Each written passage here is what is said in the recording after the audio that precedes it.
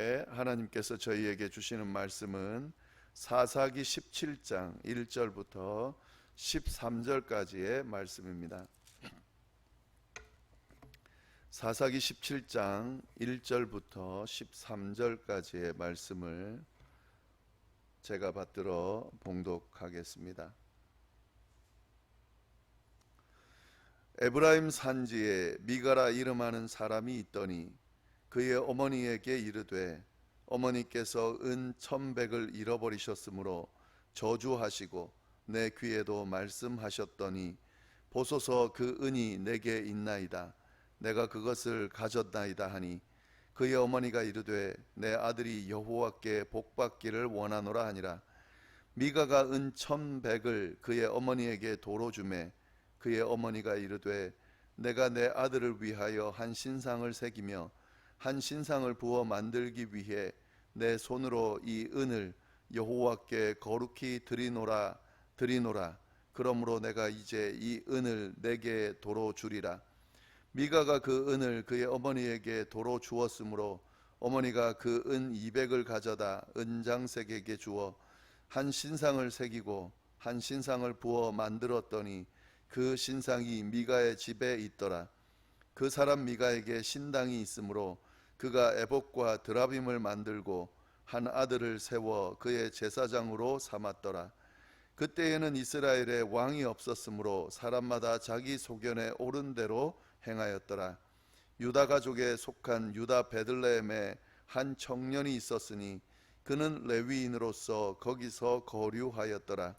그 사람이 거주할 곳을 찾고자 하여 그 성읍 유다 베들레헴을 떠나가다가 에브라임 산지로 가서 미가의 집에 이르매 미가가 그에게 묻되 너는 어디서부터 오느냐 하니 그가 이르되 나는 유다 베들레헴의 레위인으로서 거류할 곳을 찾으러 가노라 하는지라. 미가가 그에게 이르되 내가 나와 함께 거주하며 나를 위하여 아버지와 제사장이 되라. 내가 해마다 은 10과 의복 1벌과 먹을 것을 주리라 하므로 그 레위인이 들어갔더라. 그 레위인이 그 사람과 함께 거주하기를 만족하게 생각했으니 이는 그 청년이 미가의 아들 중 하나같이 됨이라. 미가가 그 레위인을 거룩하게 구별하매 그 청년이 미가의 제사장이 되어 그 집에 있었더라. 이에 미가가 이르되 레위인이 내 제사장이 되었으니 이제 여호와께서 내게 복 주실 줄을 아노라 하니라. 아멘.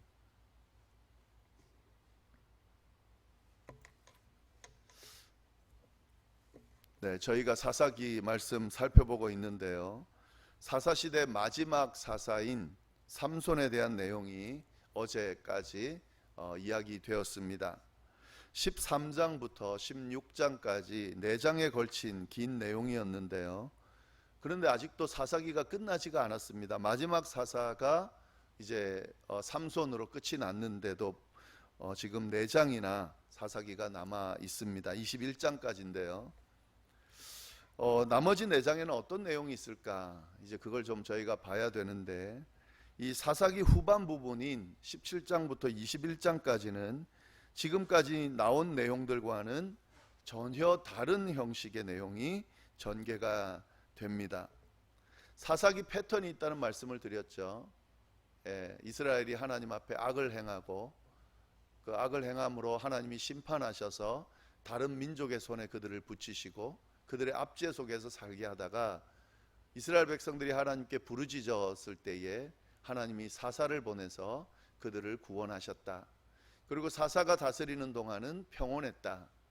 그런데 사사가 죽고 나자 다시 이스라엘이 하나님 앞에 범죄하게 되고 또 똑같은 패턴이 반복됐다. 이렇게 이제 패턴이 있었는데 이제부터는 그 패턴이 안 나오는 거죠. 사사들이 등장하지 않습니다. 이제 삼손으로 사사가 끝이 납니다. 그리고 하나님께서 구원의 은혜를 베푸셨다는 내용이 이제 전혀 나오지 않습니다. 단지 이 4장에는요 사사 시대가 얼마나 타락했는지 그 모습을, 사사 시대의 그 타락한 모습을 적나라하게 보여주고 있습니다. 마지막 사사 삼손 이야기를 볼 때에 이 이스라엘이 극도로 타락했다는 것을 우리가 봤습니다. 심지어는 사사인 삼손도 지극히 자기중심적이고 하나님의 존재를 전혀 인정하지 않고 자기 마음대로 하는 모습을, 그래서 심판받는 모습을 우리가 봤습니다. 이것이 삼손의 모습만이 아니라 이스라엘의 전반적인 모습이었습니다. 가나안에 완전히 동화되어서 하나님의 백성이 아닌 그냥 하나님과 먼 모습으로 살아가는 그런 모습들을 보여줬는데요. 이 오늘부터 본문에 보면 그 모습이 아주 적나라하게 드러나고 있습니다. 오늘 본문을 보면은요, 에브라임 지파가 점령하고 있던 지역에 미가라고 하는 사람이 등장합니다. 이 사람은 뭐 사사도 아니고 그냥 한 사람이에요. 예, 그 사람이 등장합니다.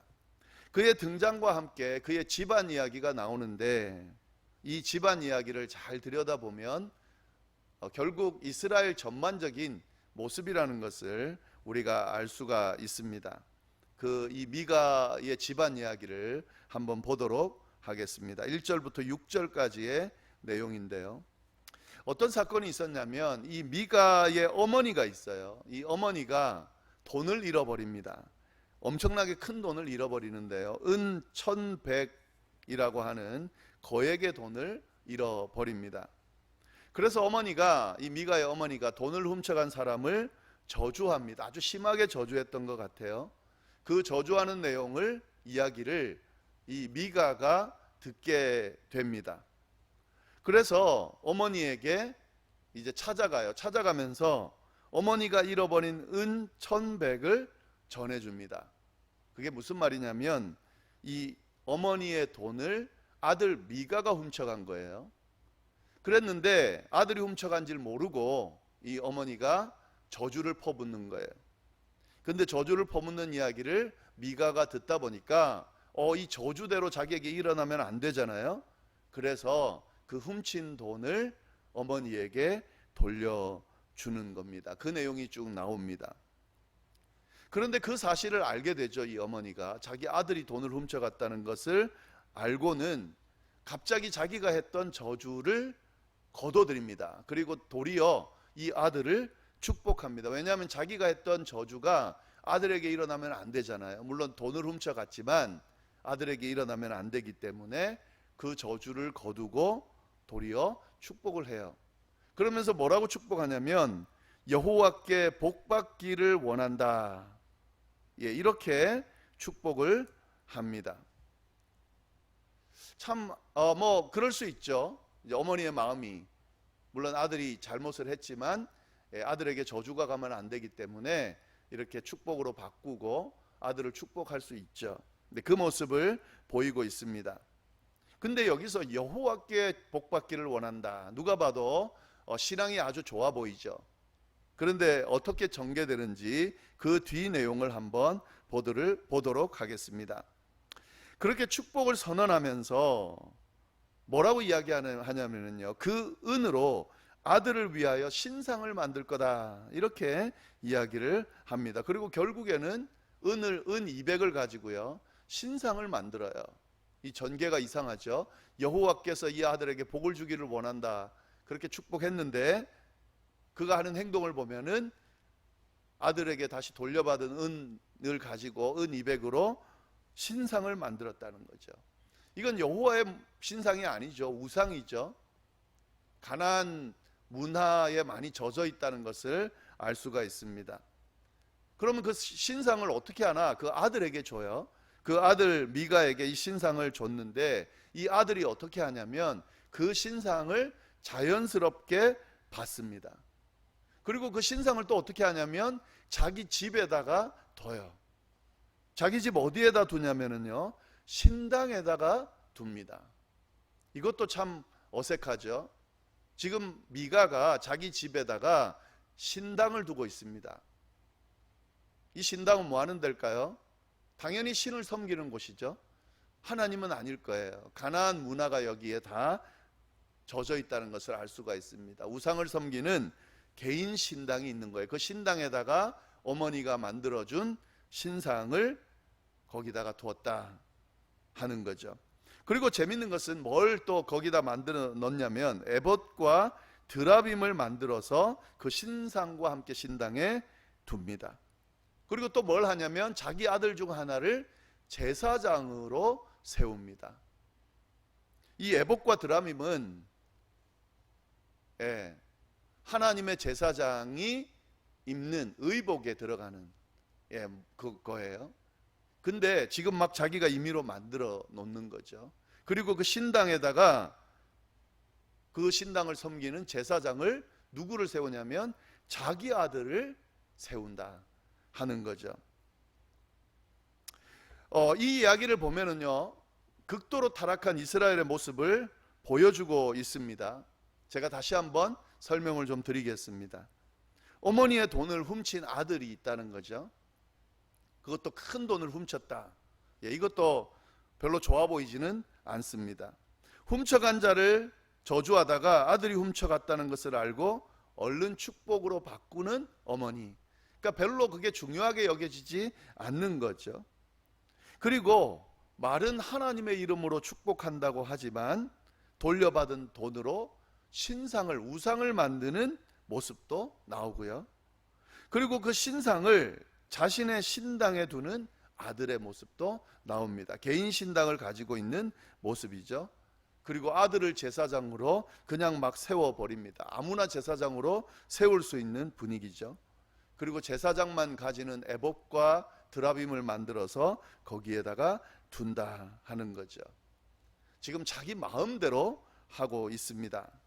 자기 마음대로 하나님의 이름이 거론은 되지만 하나님과는 전혀 상관없는 그런 행동들을 하고 있다는 것을 볼 수가 있습니다. 성경은 이러한 모습을 한마디로 정의해 주는데요, 6절에 그 말씀이 나와요.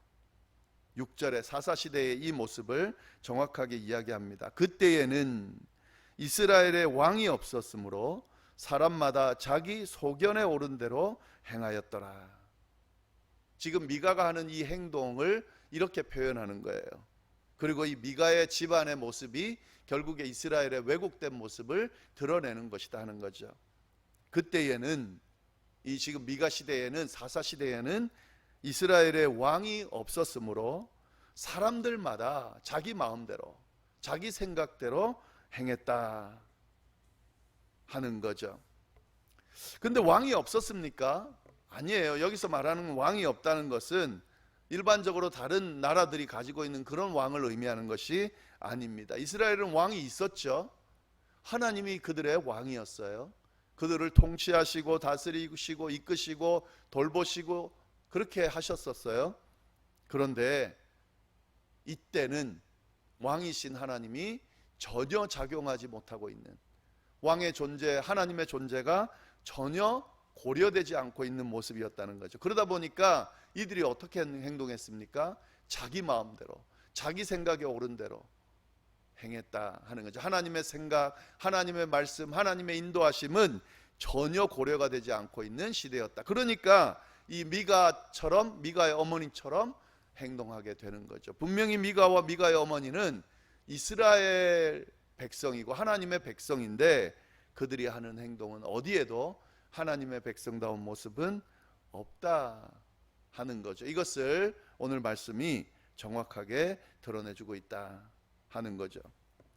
오늘 본문에는 이야기가 하나 더 나와요. 이 이야기, 더 나오는 이야기와 함께 이 지금 미가와 어머니 사이에 있었던 이야기를 보면 이 사사시대가 얼마나 타락해 있는지를 알 수가 있습니다. 오늘 본문에 등장하는 또 하나의 이야기는 뭐냐면요, 레위인, 청년 레위인의 이야기입니다. 7절 보시면 이렇게 되어 있습니다. 유다 가족에 속한 유다 베들레헴에 한 청년이 있었으니 그는 레위인으로서 거기서 거류하였더라. 유다 베들레헴 출신의 한 레위인이 있었다 하는 거죠. 근데 그가 8절, 그 사람이 거주할 곳을 찾고자 하여 그 성읍 유다 베들레헴을 떠나가다가 에브라임 산지로 가서 미가의 집에 이르렀다 하는 거죠. 한 레위인이 있었는데 그 레위인이 거주할 곳을 찾았다 하는 거죠. 레위인은 자기에게 그 레위 지파는 땅을 분배받지 못했습니다. 이스라엘 12지파 중에 레위인만 땅이 없어요. 그들은 지파들 그 사이에 들어가서 그들의 그 하나님의 맡기신 제사를 대신해 주면서 거기서 그들의 지분을 받으면서 땅에서 거주했어요. 그러니까 어느 지파든 그 지파들이 거주하는 땅에는 레위인이 있었다는 거죠. 유다 베들레헴 출신의 레위인이 있었는데 그가 이제 장성하고 자기가 거할 땅을 찾으러 다닌 그런 내용이 나오는 겁니다. 그래서 이제 자기가 거주할 땅을 쭉 찾다가 결국 미가의 집 근처에 다다르게 됐다 하는 거죠. 9절, 그 레위 청년을 보고 미가가 묻습니다. 그에게 묻되 너는 어디서부터 왔느냐 물으니까 그가 이르되 나는 유다 베들레헴의 레위인이다. 거류할 곳을 찾으러 가노라. 이렇게 미가에게 이야기를 합니다. 이 이야기를 들은 미가가 어떻게 하냐면 미가가 그에게 이르되 내가 나와 함께 거주하자. 그러니까 자기와 거주하자고 제안을 합니다. 그러면서 나를 위하여 아버지와 제사장이 되라. 이 제사장의 역할이 아버지 역할도 했던 것 같은데요. 자기와 함께 거주하면서 이 레위인에게 제사장이 될 것을 제안을 합니다. 그러면서 뭐라 그러냐면 내가 해마다 은열과 의복 한 벌과 먹을 것을 주리라 하므로 그 레위인이 들어갔다. 아주 조건이 아주 좋습니다. 예, 한 해에 은열과 의복 한 벌과 먹을 것, 이 연봉인데요.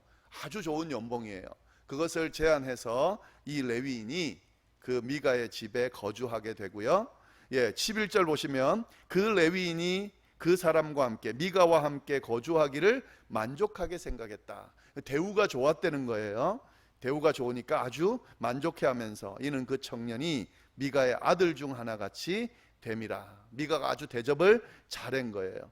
미가가 그 레위인을 거룩하게 구별하며 그 청년이 미가의 제사장이 되어 그 집에 있게 됐다 하는 스토리예요.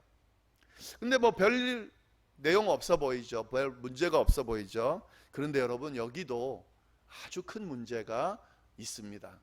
그 내용을 또 말씀을 드려보겠습니다.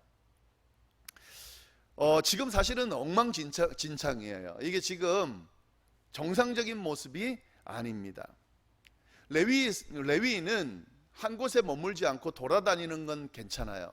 그래서 자기가 거류할 곳을 찾아다녀서 적절한 곳에 거주하는 것은 괜찮습니다. 그런데 자기 마음대로 선택할 수 있는 게 아니에요.